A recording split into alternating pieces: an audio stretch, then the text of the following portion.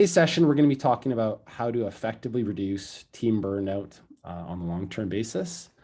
And we have a fantastic speaker and lots of great content to run through. Before we get going, I just wanted to touch on a few housekeeping items. So there's a chat box feature, as a lot of you have already seen. Let's please make use of that. I think audience participation makes these sessions a lot more fun. There's also the Q&A window, and at the end of today's session, we're going to be answering questions that you ask. So please feel free to add questions as we go through the session. There's going to be a bunch of polls that will be popping up today. And then at the conclusion of the presentation, you'll be able to earn the professional development credits, so stay tuned for those. And lastly, this session will be recorded, and we'll share a recording with everybody who's online today, and even for those who weren't able to make it. And today's session is brought to you by Bucketlist Rewards. We're the #1 rewards and recognition platform. It's pretty cool. We've been recognized as the easiest platform to use from amongst over 100 different options. And we also have the highest customer satisfaction score in the industry. Our net promoter score is 91, which is considered world-class. And the session is also brought to you by Operate Remote, which is the #1 remote hybrid and performance coach. And I feel super blessed and fortunate to have Shauna here with us today. And as I mentioned before, my name is Jason Lindstrom. I'm the CEO over at Bucketlist Rewards. I've had the opportunity to work with a lot of really great culture leading organizations. And I'm looking forward to interviewing and getting to know Shauna a little bit better today. And speaking of Shauna, it's my pleasure to introduce her. She's an award-winning leadership coach, an international public speaker, and author. Prior to today's call, I was asking her how big of sessions she's led. She's had the opportunity to speak to many thousands of people at one go. Her business, Operate Remote, began working with remote organizations in 2018 to support teams in increasing performance and engagement. In 2020, her focus shifted to helping teams reduce burnout, the #1 challenge the workforce has faced to date.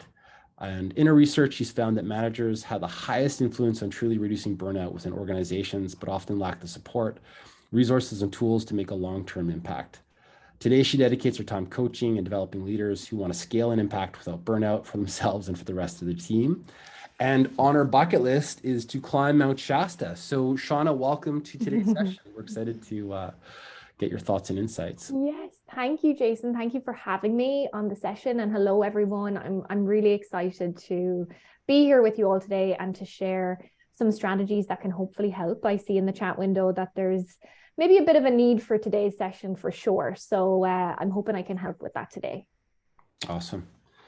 So we're going to make use of the chat window again right now. Up on screen, you can see that question. What's your #1 tip for managing stress, either for yourself or within your team? So why don't you go ahead and type your answer in the window? And sorry. We have prayer. We have breathe. We have taking time off, blocking off no meeting times. Awesome ideas. Shauna, I know you have a bunch of tips. Anything you would add to this list you see popping up? Yeah, I mean, the first word that Emily said, breathing, it's such an important, I know we do it every day, right? It's very natural, but a lot of us aren't breathing with awareness. So we're breathing quite shallow.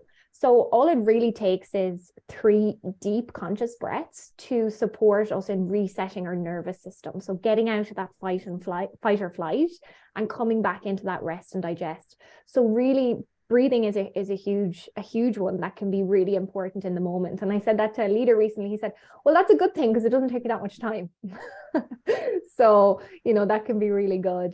Definitely, Kaylee said taking time off, blocking time off. And that's something that I see with a lot of people, especially when we're busy and we're managing intense workloads, is that the quality of our breaks aren't very good. We're usually on our phone answering other messages, looking at emails, trying to eat lunch while we're, answering Slack messages, and the quality of those breaks are not good. So thinking about improving those can really support as well. So I love some of the answers in here. What about you, Jason? Anything you do? You know what? I'm actually going to copy / highlight a couple of the answers I see in the chat window. So Lucy said she loves to exercise. That's actually one of the best ways for me to decompress. I love working out with friends or on my own. Yeah. And there's some good words of wisdom from Susan, and she typed into the chat window. I always remind myself that the only thing I can control is my response to a situation, not the situation itself. So, some Mm. great words of wisdom. This is great, team. Good stuff. I'm going to kind of keep motoring on because I want to be sure to give Shauna a chance to cover her content.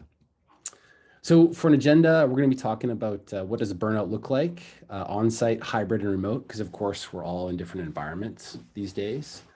We'll talk about how to identify the root causes, strategies to address burnout for long-term success. And of course, at the end, we'll be recapping the key takeaways and doing some Q&A. And as I mentioned up front, please type your questions into the question window. And lastly, as we go through today's session, please make note of anything that really catches your attention. It's important for us to know what your favorite takeaways are going to be. And at the end of today's session, we'll be asking you what was your favorite or top tip. So we're going to pop up our first poll question, which is, what does burnout look like for you? Give me a second here. So you should see on screen a poll. Go ahead and answer that. And there's a few questions in there. Excited to see the results. Oh, and for clarity, these poll questions are totally anonymous, and we'll just share the anonymized data in a second so you guys can all get a sense as to how things are looking. I'll give you another 10 seconds or so to fill this out. I see a bunch of answers flowing in still. Cool. I'm going to go ahead and end the poll and share the results. So for the first question, how often do you feel burnt out in your current role? It looks like a good majority of you, the vast majority of you feel burnout either on a weekly basis or a monthly basis, 40, 50, 60, 70, almost 80% fall into those first two categories. Mm. The second question, do you feel that you have a positive, healthy work-life balance? Wow, again, yeah, good, honest answers, everybody. Looks like a lot of you are in the somewhat, some of you are in the no. And then lastly, do you feel that you have the support and resources you need to prevent burnout? And again, it looks like a bunch of you are looking for assistance in this area. But Shauna, do you have comments or thoughts around these poll responses? Well, first of all, I think it's great that people are honest and aware, right? So I think that's the first most important thing, is that we're not trying to hide this anymore. And, you know, when we can come together in a space like this and we can see that, number one, we are not alone, that in itself is helpful, right? Especially if we're working remotely, we're feeling burnt out, things are really hectic, we're not feeling good in ourselves. We can sometimes, the mind can play tricks on us and say, you're the only one feeling like this. You're the only one feeling this level of stress. And we can see here from the results today that that's not actually the case.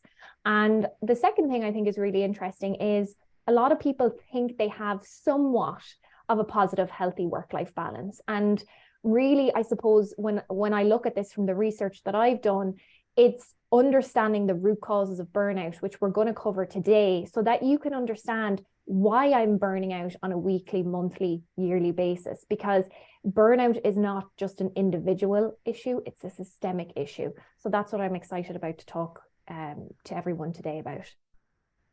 Awesome. Yeah, thank you for that. And with that, I'd love to turn it over to Shauna to walk us through some of her fantastic insights. Yeah, thank you, Jason. And thanks everyone again for sharing. You know, somewhat, I think burnout has been a name that we've seen all over the place in the last couple of years, especially in the last 3 years. And, you know, as Jason said, I started working with remote teams back in 2018. And when everybody shifted to remote work, I was inundated with requests around the same challenge, which was burnout.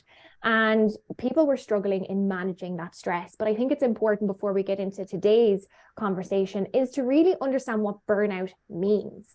A lot of us don't know the difference between stress and burnout.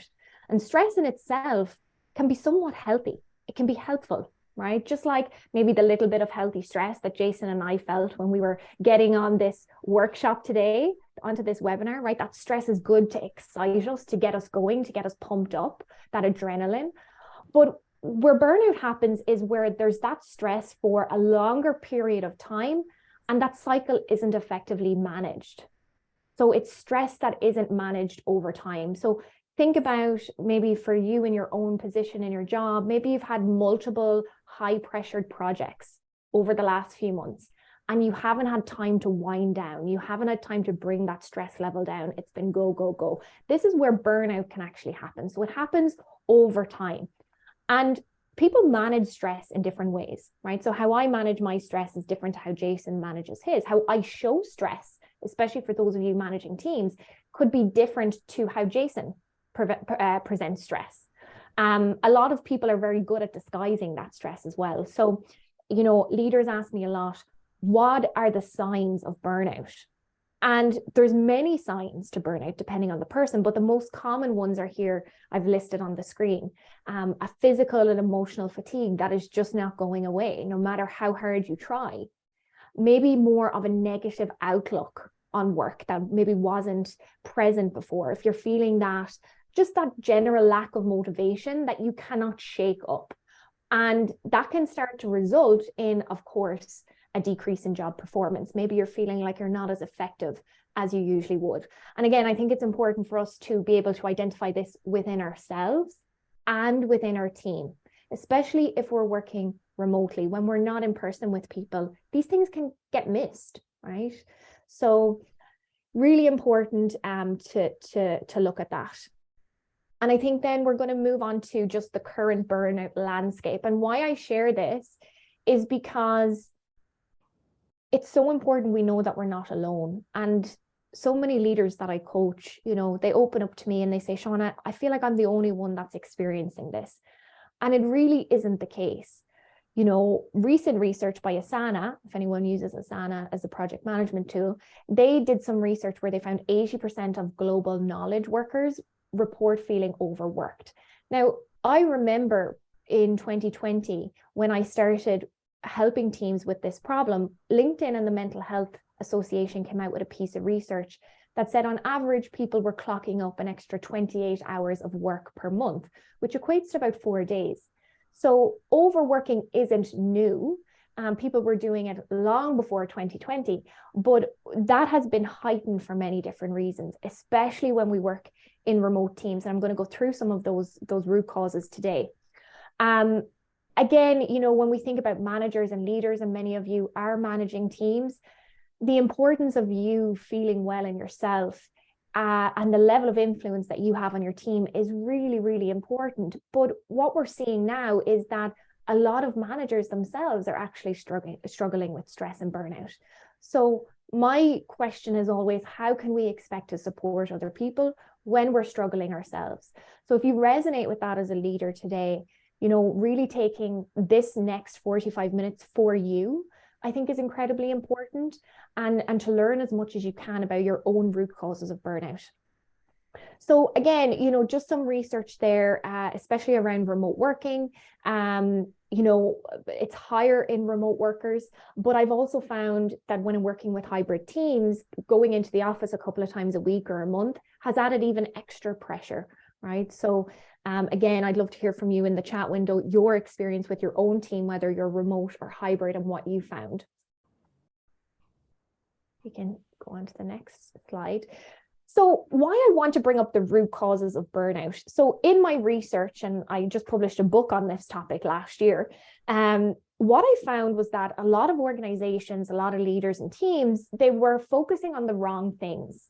So earlier on, I said burnout is a systemic issue. It's not an individual issue. But oftentimes when we look at reducing burnout, we put the onus on the individual. We say, what's your routine like? What do you do? What can you do to improve and manage your own stress?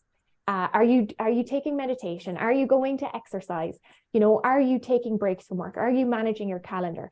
And yes, that is really important, but it's not going to necessarily cover all of the root causes of burnout within a team. So today I want to share with you the 3 key pillars that I found in my research that contribute to burnout. Now, these root causes, there might be a handful of things that resonate with you under each pillar, or there might be one particular pillar that is really contributing to your root causes of burnout. Every organization, every individual is the same, but these are the most common pillars. The first one is the self. Okay, and that's, similar to what you all have shared in the chat window. How are you aware? Are you aware of your own stress levels? Are you aware of how to manage those stress levels? Also, what is the belief system that you are carrying around your work, around your productivity, around your performance? So often when I coach burned out leaders, they sometimes have a fear or a guilt of switching off from work. They often have a belief in there that they have to be online all of the time, or else something bad will happen, right? So we can have beliefs that we've grown up with, maybe from childhood, maybe that we've created throughout our working life, that are preventing us from really taking that time that we actually need to manage ourselves and our well-being.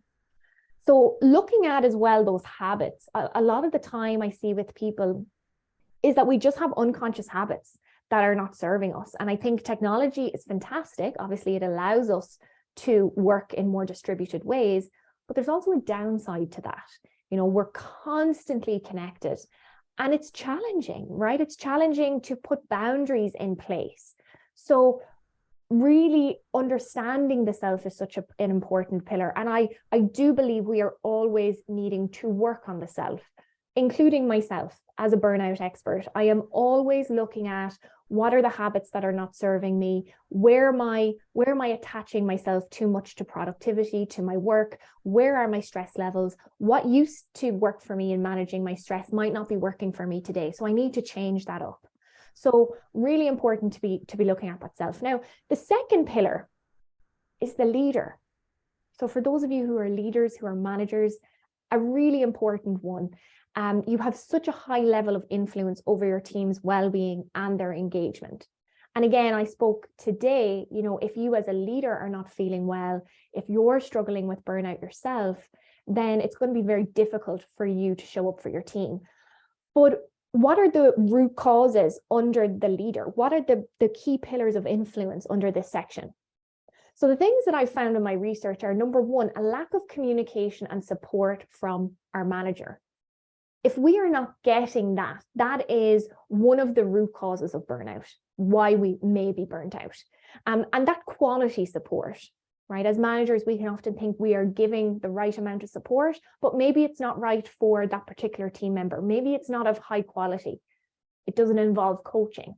Maybe it's more sharing information, right? So thinking about the quality of that. Of course, a lack of psychological safety. So, even a lot of us don't know each other today on this workshop, but there was a higher level of psychological safety where we felt safe to share how we were really doing, right? So that we really want to be able to create those cultures on our teams as well as managers. Lack of recognition. Of course, that's something that Jason's going to be going through a little bit later, but really being able to recognize efforts, not just necessarily results.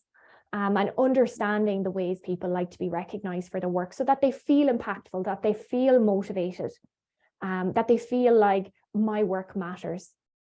And the other two pieces here are unmanageable workloads. One of the most common ones that I see with the teams I work with, they don't have a centralized process for managing workloads and things just feel chaotic. People don't know their capacity. They don't know how and when they need to communicate. No, it's a struggle to prioritize. So really looking at something as basic, we might think, as managing our workloads more effectively really contributes to reducing that burnout. And the final piece there is the lack of role clarity. And again, it sounds basic, right? You hire a team member, you give them a job description, and you say, here's your roles and here's your responsibilities.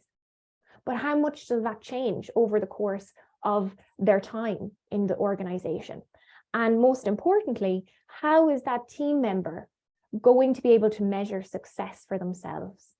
Because that is one of the biggest contributors to overworking, is nearly a productivity anxiety, because we don't know what success looks like. We don't know how we are being measured.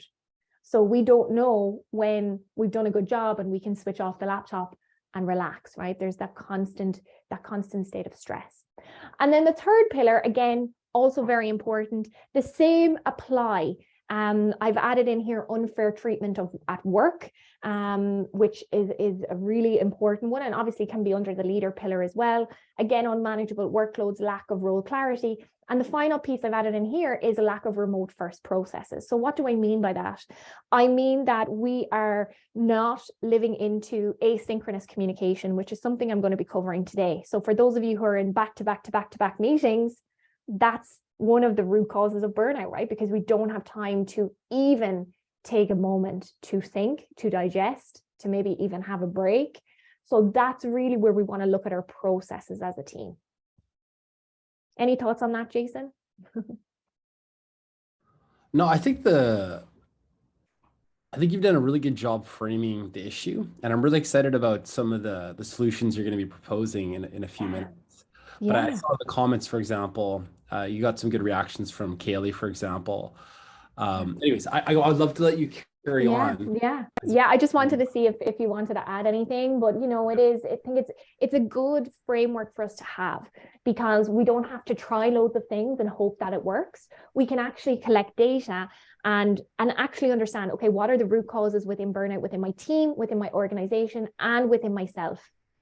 And then from there, we can actually create solutions that are going to work instead of wasting so much time, so much money on wellness benefits that don't actually, research shows us, they don't actually contribute to reducing burnout. So I know on the next slide, we're going to just look at the burnout identifier. So what I did was last year I was having so many conversations about uncovering these root causes of burnout. I actually created a free video course survey for mostly HR executives, but even for leaders themselves that want to assess under each of these root causes where might be the challenges for their team. So I'll post that in the chat when if anybody wants it. But at the same time, even if you're not using that, I would really suggest, if burnout is an issue within your organization, which it is for a lot of us, to really understand, where is this coming from? Before I try and put a solution in place, can I understand out of each of these three pillars, you know, where do we need to focus on first? And collect data on that and analyze from there. Because, you know, when I've worked with companies on this process, it really is empowering. And focusing on one area that the majority of the team are struggling with can improve the team's well-being, performance, engagement drastically. You know, we don't have to do everything at once, but if we focus on the most, you know, the biggest problem that our team have, and we provide, you know, put time in there, that can really pay off tenfold for us. So again, thinking about how you're going to uncover those root causes this year and work towards that is really important. So I want to cover some strategies. You know, we don't have time to go through every single root cause here today. But I did want to bring up the first key pillar, which is communication, and really talk you through some of the most important pieces of communication, and these remote first processes is really what I'm talking about. But even if you're a hybrid team, there's still elements of remote that are important on your team. And I still recommend these strategies, right? It's applicable to most teams that are distributed. So why is this important? So the first thing is, you know, research shows us, and we can move on to the next slide, Jason, that management spend up to 50% of their work time on meetings. I'd love to know, does anyone resonate with that? You know, how much time are you spending in meetings? What does that look like for you?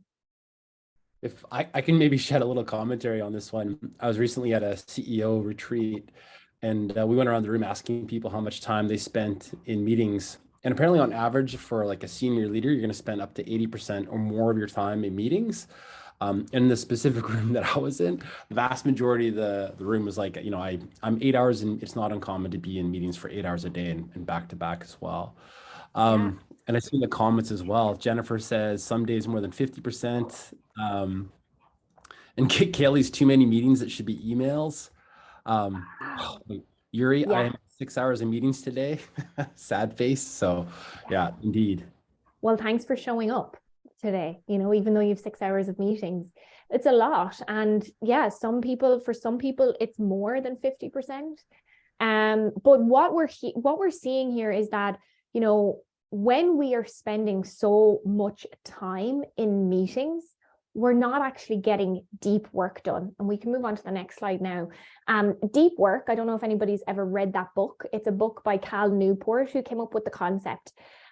Deep work, deep collaboration as a team. What is it? It's work where we can be in a proactive state, where we can have time to think without interruption, where we're not multitasking. We can get into a flow-like state on a particular task or project, right? So an incredibly important skill to be developing, but what's happening when we're in so many meetings is we're not getting that time.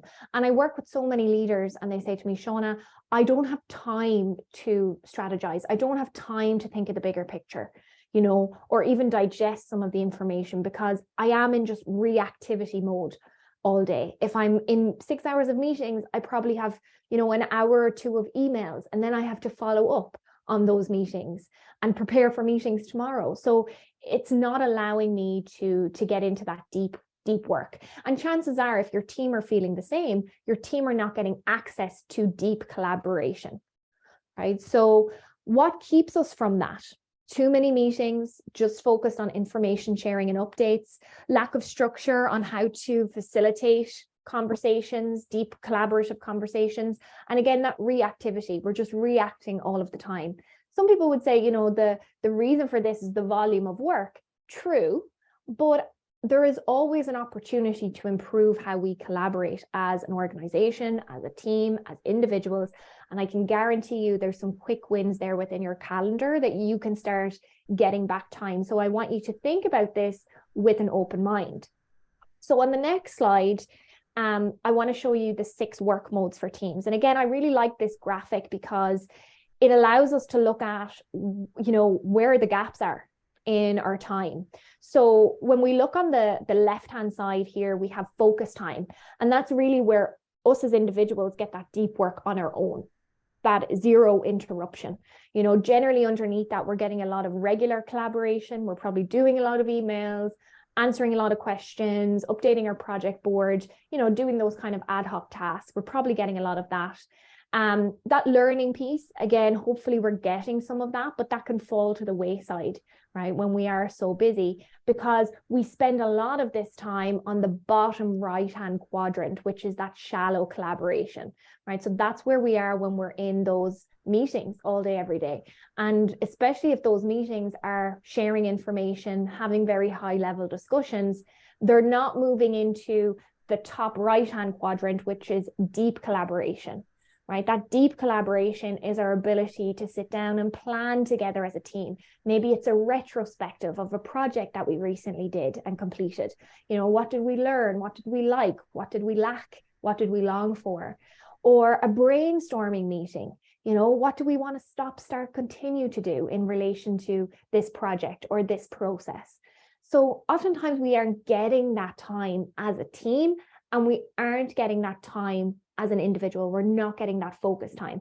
And for a lot of us today, we're not getting that unplugged time, right? Because we're stuck in that shallow collaboration. So I'd love to know in the chat window, out of these 6 work modes, what to you feels like the biggest gap? That's a great question, Shauna. And while we're waiting for some of those answers to come through, I'm really curious, do you have any recommendations on how many hours a day you should spend in the focus or deeper work? I don't have recommendations, you know, because do you know what? I used to, but every person's workload is different. And what people need is different. And sometimes people are so far away from even getting 30 minutes of focus time for themselves a week that for me to suggest 2 hours, you know, just plucking that number out of the air, that feels intimidating and it feels like I'm never going to get there. So I think for individuals that are thinking about creating more focus time, think about what's realistic for you now. It's not always going to be that way, but thinking about if it's realistic for you to get an hour on, you know, a morning a week or an afternoon a week, do that and start there. And because some people also struggle with the boundaries around that too, right? So a lot of the self piece comes up. where, you know, you have your deep work blocked out and then your team member asks for something and you're like, oh, but you know, and people don't know what to do. So I think starting small and building from there is really important. But most people have said that deep collaboration, unplug, focus time, yeah, and deep collaboration as a team. And, you know, it's the same answer, and it has been for a lot of these workshops that I ran, right? Is that we're missing those gaps. And the thing is, on the next slide, Jason, I have, you know, deep collaboration and focus time equals engagement and well-being. That's really what we're boiling it down to. If we can have time to deeply collaborate as a team, we're going to feel excited in our work. We're going to feel connected to our colleagues. And if we have the time to focus for ourselves, yes, we're going to have time to look after ourselves and better manage our stress, but we're also going to feel more accomplished and organized and prepared. And there's a lot to be said for that. So really thinking about, and I'd love to ask for those of you who do want to bring in either deep collaboration, unplug, or focus time, what's one thing that you can do moving forward for that? You know, what's one thing that you can do to invite more of that in a realistic way? But on the next slide, I just want to kind of highlight synchronous and asynchronous communication. Another really important point of this is understanding the ways in which we communicate. We're both communicating in these ways anyway, right? The synchronous communication being in real time, those real-time meetings, those phone calls, if you're in the office, people popping over to your desk, and that asynchronous being our written communication, or somebody mentioned Loom videos, a great tool for async communication. But again, we're probably using Slack, we're maybe using Microsoft Teams, or for some people, they're using Google Chat. So we're leveraging these two kind of pillars of communication anyway, but a lot of the time we're not, you know, we're not living up to quality in these areas. So on the next slide, you know, just thinking about, for those of you that do feel like you have too many meetings, thinking about doing an audit. And I recommend doing an audit of your calendar every 3 months. I know I have spring clean checklist here, whatever fancy word you want to put on it, and I do have one of those if anybody wants a spring clean checklist to share out with your team. But let me know in the chat window. But you know, really looking at the quality of those meetings is so important. Who needs to be there? Who doesn't need to be there anymore? Can we reduce the time of these meetings? Again, that can be a huge quick win. Do we have agendas? If we don't have agendas, why do we have this meeting in place anyway? So getting to a place where we can all question it is really important, and improve those agendas and reduce time. Now, the second piece, the third piece of this is to be able to move some information sharing to asynchronous communication. And I'll give you a really good example of that. Even on the next slide, I think I have an image of these examples. These are two tools that you can use depending if you're using Microsoft Teams or Slack. And there's loads of tools that you can use within each platform. But really what these tools do is they automate information sharing.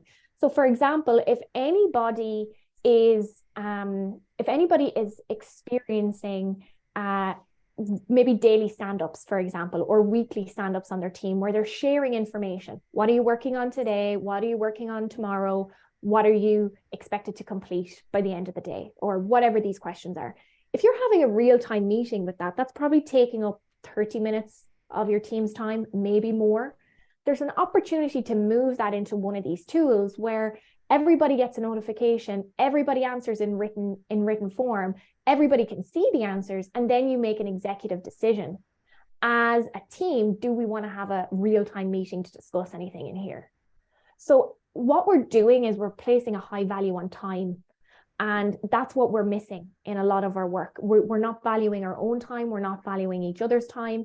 And when I've worked with organizations on this, their team's engagement has just really increased because they're only spending time in real-time meetings when there's something of priority to really discuss and figure out together as a team, and it frees up more flexibility. So a great idea for this is get your team on board. Start with one area where you can move to asynchronous, get everybody invested in the why, and look at continual improvement over time.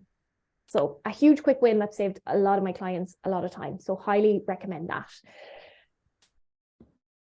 So again, these are just some thinking about where you can automate it, project updates, worker task updates, collecting information on blockers, team challenges.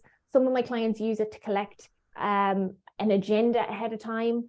Again, here are some tools that you can use depending on what platform you're using for your internal teams communication. And as I said, start with one area and go from there. So obviously, if anybody has any questions, I'm happy to answer it in the chat window. But I do want to move over to the second pillar, which is interpersonal relationships. And again, really important when it comes to our relationship with our manager, with our team, with our colleagues, and how we can leverage relationships to support ourselves in managing stress. And 70% of the variance in team engagement is determined solely by the manager and their ability to build trusting relationships with their team. So a really important one that I'm going to let Jason speak to, because Jason, this is your area of expertise. Yeah, thank you. So I'll take this just a little bit further. Up on screen, you see a quote that one of the top drivers of burnout is a lack of support or recognition from leadership, and I would say teams. I have two potentially really good examples. I was at an HR conference a few years ago, and they put a poll up on screen. It was a real in-person conference, and they put a poll up on screen and they asked people to vote. What do they desire most from the workplace and rank it from top to least? And they had a whole bunch of options on there. But one of them that stuck out to me was a sense of security and safety. And that overwhelmingly was voted at the top of the list. And then the next question was, how do you create a sense of security and safety?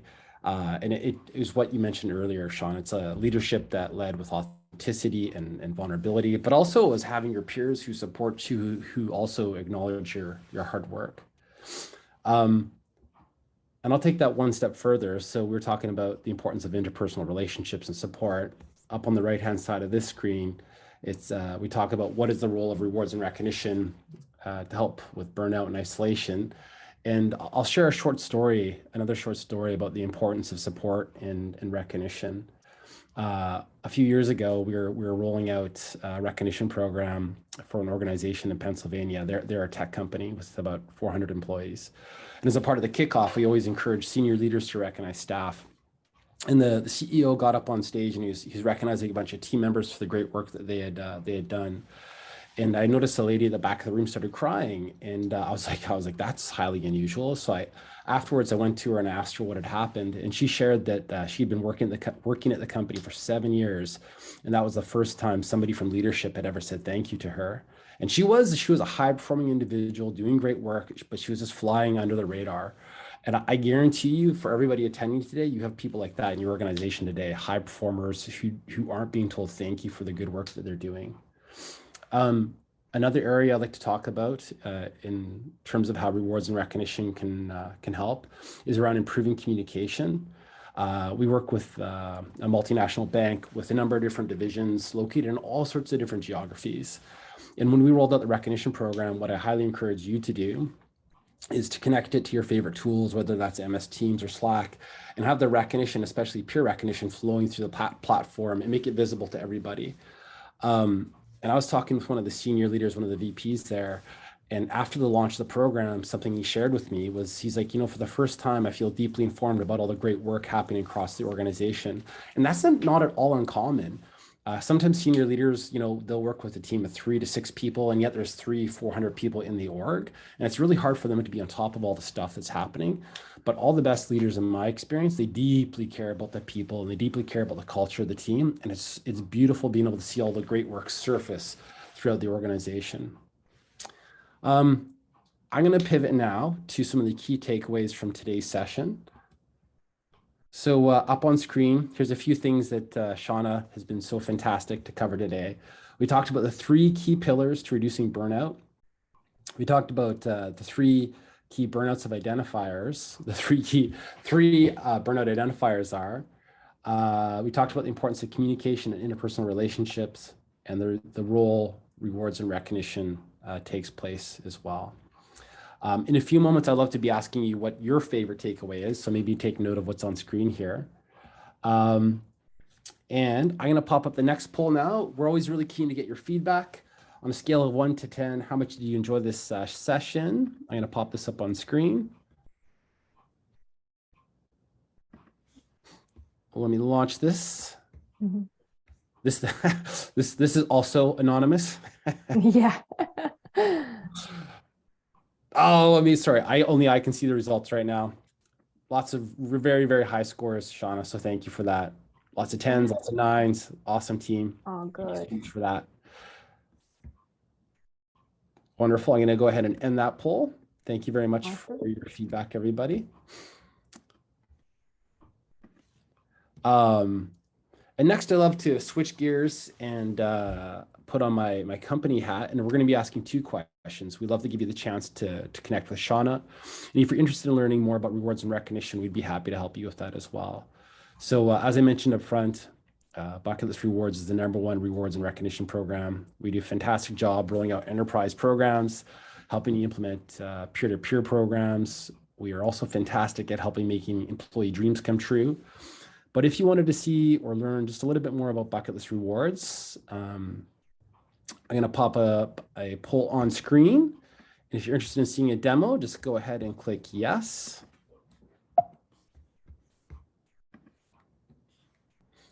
Let this run for just a few moments. Sidebar, while you're doing the demo, our team is fantastic at sharing best practices and tips around how to roll out a recognition program. Awesome. I'm going to let this continue for about another 4 or 5 seconds. And then we're going to pivot and give you a chance to connect with Shauna.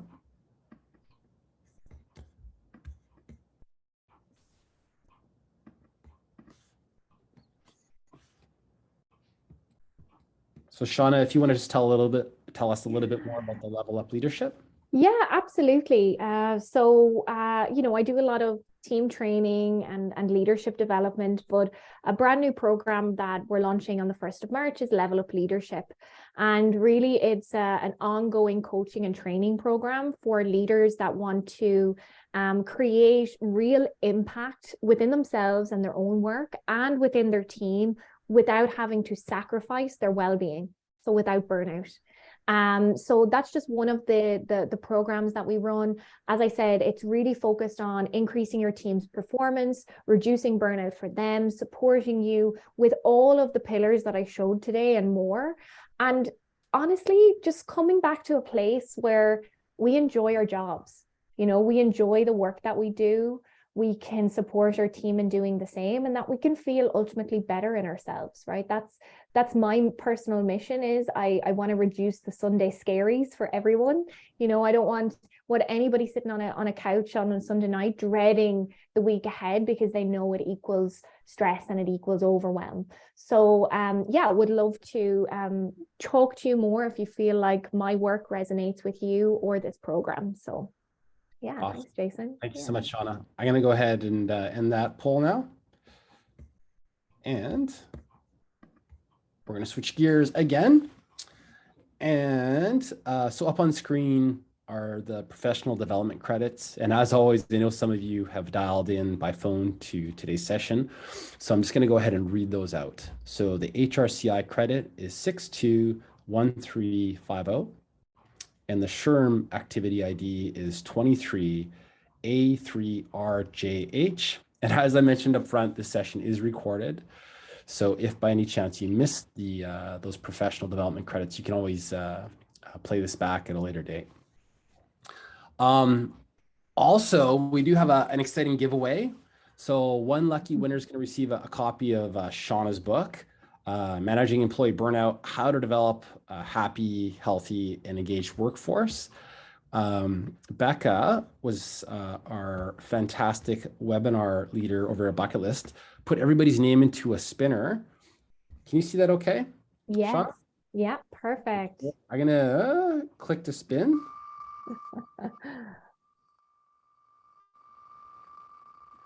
Make this a little bit bigger. There's so many names in there. So many names. Awesome. Okay, there we go. We have a winner. Rekha. Is Rekha here? Let me see. If you're here, Rekha, feel free to say yes in the comments. Regardless, we're going to be cycling and sending over a book to you. So, Awesome. yes, maybe in the chat window, who enjoyed the little spinny window? Because I did. yeah, yeah, it was fun. I think I'd love to use this more in the future. I'd love to do more giveaways. I think they're always fun. It's always fun. Shannon, we use this too. Kaylee, me, that was fun. Okay, Rad. Thank you, everybody. Cool. So let's jump into some Q&A. And I know some questions have popped up as we've gone through today's session. And some people were kind enough to share some questions in advance. So I'm just going to pull up the Q&A window and we're going to jump right into these. Give me a second.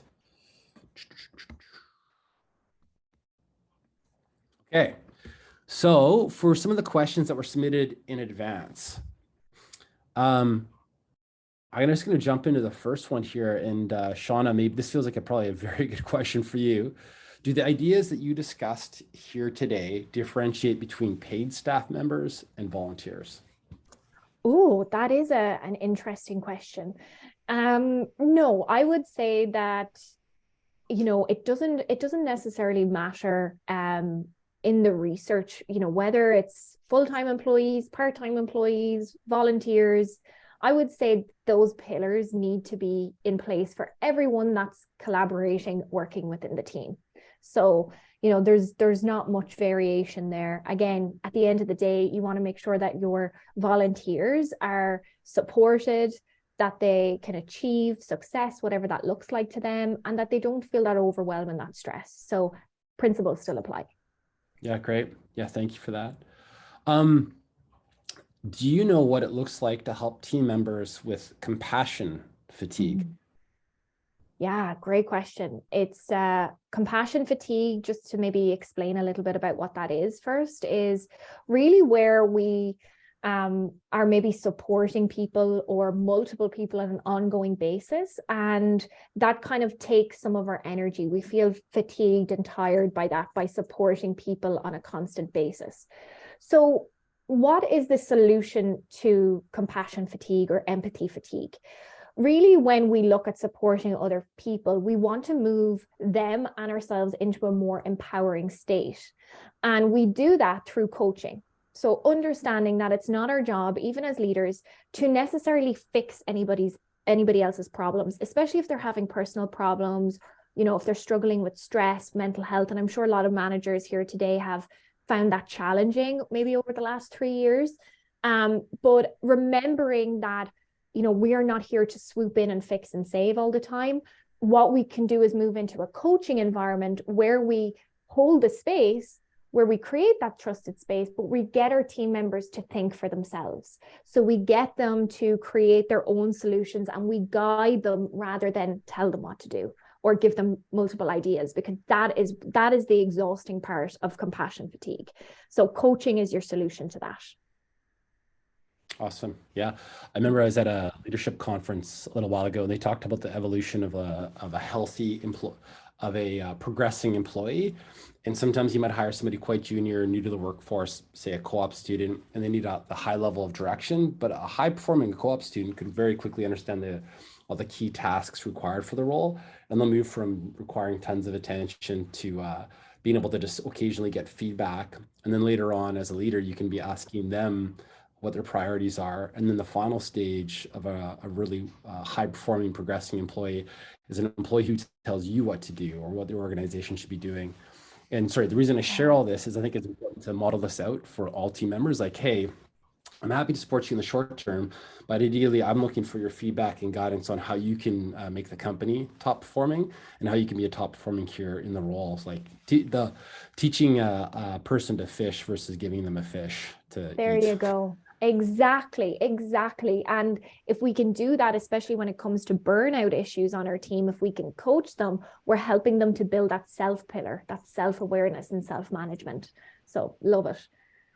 Wicked. For companies that are 100% remote, what are the best incentives we can provide to avoid burnout? what tools can we give employees to avoid burnout? Shauna, thoughts? Mm-hmm. Yeah, so I would say really looking at, and I know I covered this too, but looking at the root causes of burnout within your team. You could try a lot of things, and some of them might work and some of them won't. If you want to do some things and make sure that it actually works, you need to find out what the root cause of burnout is. On remote teams in particular, that's why I cover that communication pillar today, because really those remote first processes is one of the most common challenges and reasons why teams are burnt out that I see. But in our research, even long before 2020 and everyone started working remotely, remote workers experience more isolation and this, and generally they work more hours than office counterpoints. So there's the risks of. Okay, I found this on the web for experience more isolation. That's my Siri. She just chimed in there. But that's generally the most common challenges that remote workers face. So even bringing teams together, as Jason was sharing today, incredibly important. But I would say speaking to your team, like actually asking them, what are your biggest stressors right now? What's causing that stress? What feels unmanageable? If we could wave a magic wand, what would you like us to do and why? What could we change as an organization to make your stress more manageable and to make you feel, more supported as a remote worker? So asking your team, that's where your data lies, and data informs decisions. In my experience, something to maybe piggyback off of what you're just saying, Shauna, something we do here is we have weekly one-to-ones between all team leads and employees. So there's a structured format to connect. And we call these goal set and reviews. And we also, as a part of the goal set and review, we have weekly personal check-in questions that people can answer if they want to or not. One of those questions is, out of 10, how are you feeling? And that can be a fantastic, if somebody's like a 1 out of 10 or a 4 out of 10, that's a fantastic prompt as a leader to lean in and be like, hey, is there anything happening that I could potentially help or assist with? So weekly and regular touch points, questions to make it safe for employees to open up. And then lastly, I think one of the biggest drivers, in my humble opinion, of burnout or not burnout is getting people into their zone of excellence. Or genius zones. And so, for example, if somebody's horrible at math with poor attention to detail and they become an accountant, in my experience, their job satisfaction is going to be quite low. I think as a leader, one of the greatest things we can do for people is to get them into an area where they are uniquely high performing, and it's something that they love so much that they lose track of time while doing. And this concept, like a zone of genius, is something that you could do for free. I read a great quote from Oprah Winfrey yesterday, that the ultimate test of your perfect job is something that you would do for free. And obviously in the real world, we may not all find that, but having clarity as to what your team members' strengths and weaknesses are, and trying to push them into their zones of genius, into their areas of strengths, is something that I've seen had a lot of success with as well. And Jason, just to add to that, like you might see as a manager what someone's zone of genius is and their zone of incompetence. There might be some parallels that you can delegate to other people. So a task that I don't like, Jason might love, right? So another quick win that doesn't cost anything. Totally. Here's a big one. How do you deal with employees who are resistant to cultural change? We'd love to know where exactly they're resistant or what they're resisting. Change can be scary for a lot of people. Most of us as human beings, we're programmed to not like change. So I understand, some people are more resistant to it and some people are more open to it. So I think as a leader, and I just had a conversation with a leader yesterday on this, their organization was going through a lot of change. They were in a startup environment, and the leader was worried about team members. And again, it's like we can't necessarily control the change that's happening around us, right? Whether it's challenges are happening within the organization, or a project didn't work the way we thought about it, or maybe we're shifting our structure, whatever it is. We can't necessarily control all of that. But as a leader, what we can do is kind of 3 steps. Create the space and the time for people to express what they need to express. Maybe it's a frustration, maybe it's some questions that they have, maybe it's they're feeling just a little bit kind of concerned or anxious about it. So creating that space is really important. Number 2 is, you know, being that pillar of reassurance and bringing your team member back to the why. Why are we doing this in the first place, right? And also, what has been our history of navigating change as a team, as an organization? You know, usually it's probably been quite good, right? So thinking about that, and then bringing it back to the bigger vision, that big picture thinking, to bring it back to that why, that impact, that motivation, I think is really important. But you are the pillar of stability as a leader. So bringing in some coaching around that, really hearing concerns, allowing people to express what they need to express, giving reassurance where is needed, and bringing back to bigger picture. Awesome. And then I'm wary of the time here, so maybe this is the last question and then we'll wrap up.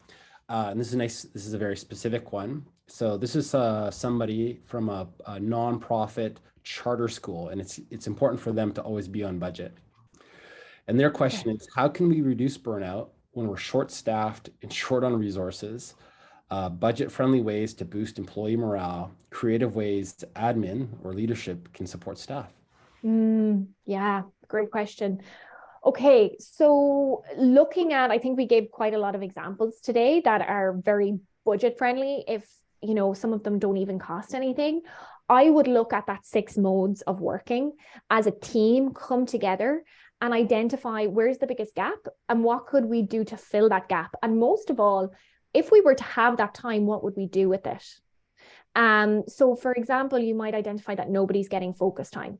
So there can be some quick wins within the team's calendar that you can create, even with high workloads, right? Maybe it's a Friday afternoon from 1 to 4 p.m. You guys don't have any meetings, right? Again, it's giving people that something to look forward to, that extended break, and also that engagement by coming together to look at that mode of working. So that spring clean communication checklist, incredibly important. Again, doesn't cost you anything, just a little bit of time to bring your team together. I think that's going to really support, and getting your managers, especially if you're a small team, to start to uncover what's going on within each team member, right? Like where is the burnout coming from? I can guarantee in a small organization, it's a lot to do with workload management. So I would be curious if they have a centralized workload management system and how they have that set up, because that's going to be a quick win. You know, understanding where we are in terms of our capacities and how we prioritize, that's going to be really helpful for people that are super busy and overwhelmed. Awesome. Shauna, thank you so much for that answer and for all the great content you've shared today. And thank you so much for everybody for who showed up and for attending, for your time. I'm super keen and hopeful that you're all going to walk away with sort of 1 to 3 or many more actionable ideas. Please feel free to connect with Shauna or I on LinkedIn. And we're looking forward to having you guys join us in future sessions. Shauna, any final words before we wrap it up for the day? No, I think we covered quite a lot in 1 hour. So thank you, Jason, for having me, and Rebecca for organizing behind the scenes. And thank you, everyone, for showing up, being open and sharing and asking wonderful questions.